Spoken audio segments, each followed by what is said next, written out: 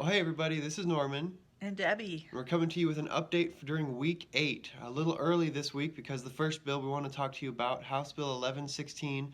There's actually going to be a smoke out this week, so sending the video a little bit early this week. House Bill 1116.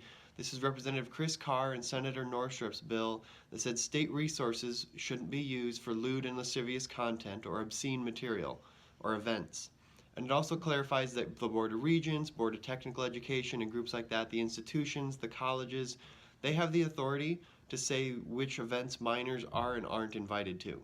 Because as we saw with the shows earlier last year, there were authorities at the schools who they didn't actually know if they had the legal authority to tell the group, hey, you can't advertise this to kids. So we saw a statement from the Board of Regents in December saying that they're looking forward to working with legislative leadership to clarify the law. So that's the clarification that House Bill 1116 brings. Came out of the House with flying colors, 60-10, to die in a Senate committee, 4-3. So Senator Northrup is not done. He's working on a smokeout, so we need you to contact your senators.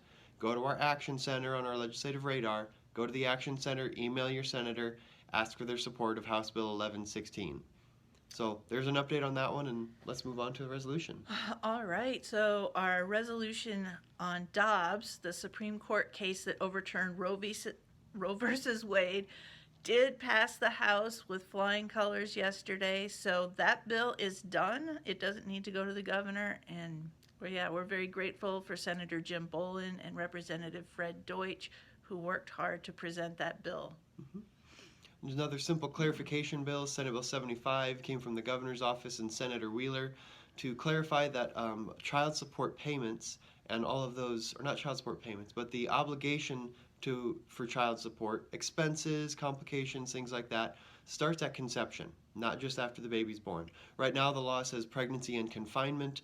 Nobody really knows what confinement means, so we're clarifying the law. Okay, the next bill we're going to talk about is House Bill 1220, and that's the bill that clarifies that in South Dakota we don't criminalize a mother for an unlawful abortion. We heard really great testimony in the Senate committee today, and they passed it out 7-0.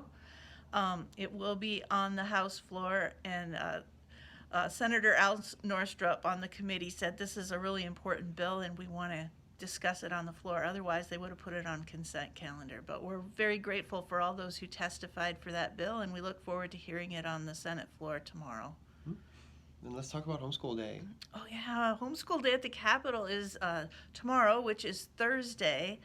And there are over 9,000 homeschoolers in South Dakota right now. So if you did that by district, you'd have Sioux Falls, Rapid City, and then that number of people would be the third largest school district in the state if we were all together. But anyway, they were planning a great day. They're feeding the legislators in the rotunda, and they're going to have a bunch of displays and stuff set up. And I know they've trained some students to be ambassadors to go and visit with legislators. And yeah, so it's wonderful to have the homeschoolers. We killed a bad bill this year, but other than that, we didn't bring any legislation. But it's just a celebration of the homeschool families in South Dakota. And finally, just want to give everyone a reminder that here pretty soon we're going to have our legislative report events. We'll have lunch events in Rapid City, Sioux Falls, and we may add other cities as well. Just taking a deep dive into all the different bills we've talked about here on these short little videos. We'll go through we were on 18 or 20 different bills this year. So we'll take a deep dive and explain what happened with all of those at our legislative report events. So watch for those announcements coming soon, and we'd appreciate you to RSVP. Thanks everyone. Here's week 8. Bye.